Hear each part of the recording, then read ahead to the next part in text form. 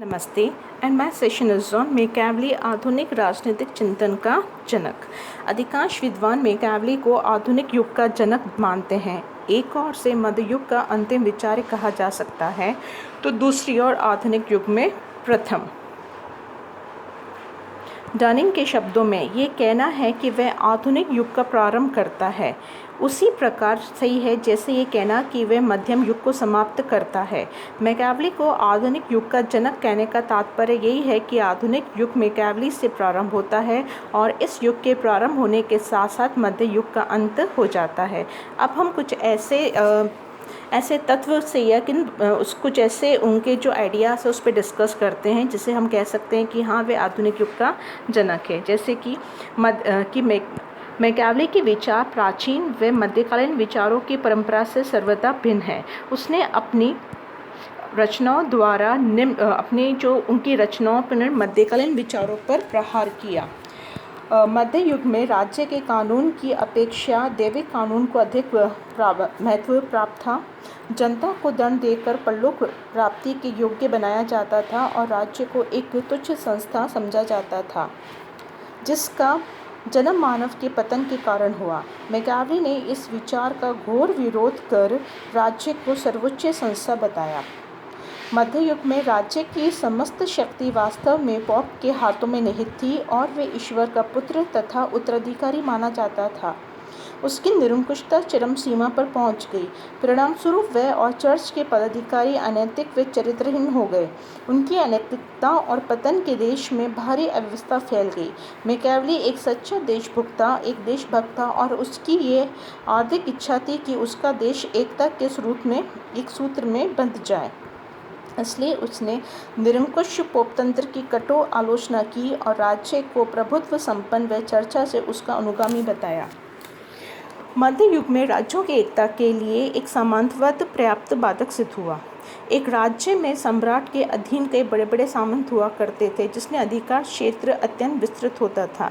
ये सामंत लोग उनके क्षेत्र में सेना न्याय आदि की व्यवस्था करते थे। उन दिनों आवागमन के पर्याप्त साधनों के अभाव में सम्राट का इन सामंतों पर उचित नियंत्रण नहीं कर पाता था, इसलिए राज्यों में अवस्था फैली रहती थी। मैकियावेली ने इटली की अवस्था के राज्य के लिए सामंतवाद को भी दोषी ठहराया।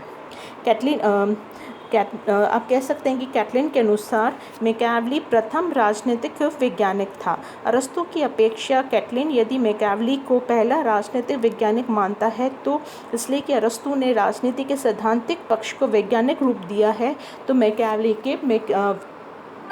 मैकियावेली ने व्यवहारिक पक्ष को।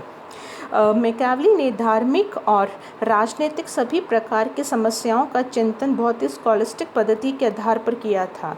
इससे पूर्व पक्ष के रूप में विरोध पक्ष करने की सभी युक्तियों को देने के बाद अंतर पक्ष के रूप में उसका खंडन प्रबल तर्कों के आधार पर किया गया था। मैकियावेली ने इस पद्धति का परित्याग करते हुए अनुभूति प्रदान अथवा ऐतिहासिक अध्ययन पद्धति को अपनाया। अर्थात मैकियावेली ने अपने विचारों तक पहुँचने के लिए इतिहास और तर्क का सहारा लिया जिसने परिणाम स्वरूप अपने राजनीतिक विज्ञान का आधार है और परिवर्तित कर दिया गया। राज्य की आधुनिक स्थिति का निरूपण की बात करें। आधुनिक युग का एक प्रमुख लक्ष्य राज्य को प्राप्त अत्यंत महत्वपूर्ण स्थिति है और अरस्तु के बाद मैकियावेली सबसे पहले राजनीतिक विचारक है जिसने राज्य की महत्वपूर्ण स्थिति को निरूपण किया है। मैकियावेली ने इस बात पर सबसे अधिक जोर दिया है कि मानव जीवन की पूर्णता के लिए एक सुदृढ़ और संगठित राज्य का परम आवश्यकता है।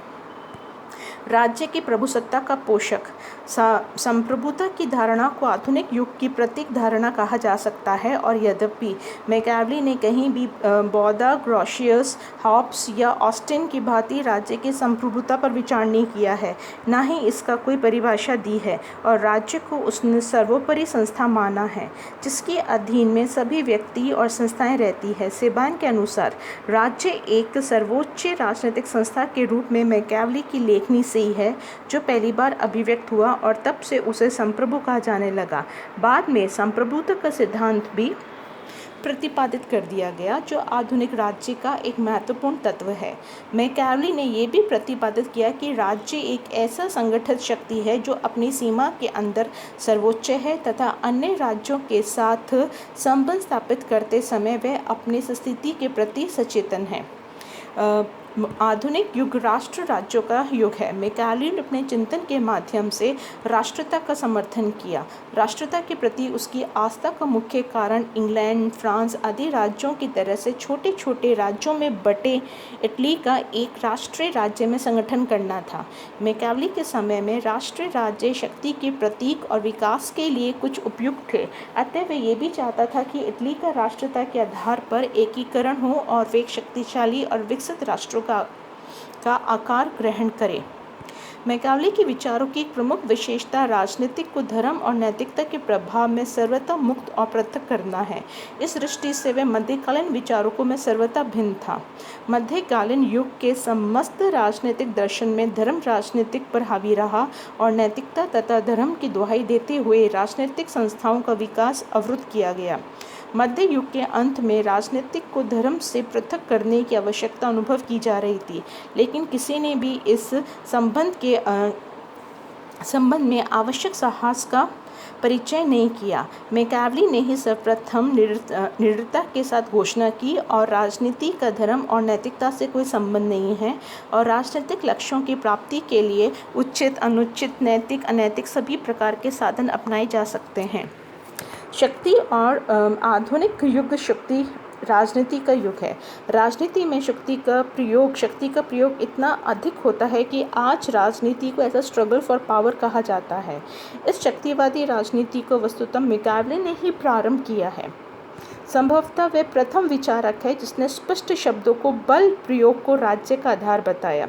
गैटल का ये कहना कि वह प्रथम आधुनिक राजनीतिक विचारक था जिसे एक प्रभुता संपन्न, संगठित, धर्मनिरपेक्ष, राष्ट्रीय, एक स्वतंत्र अस्तित्ववादी राज्य की कल्पना की थी।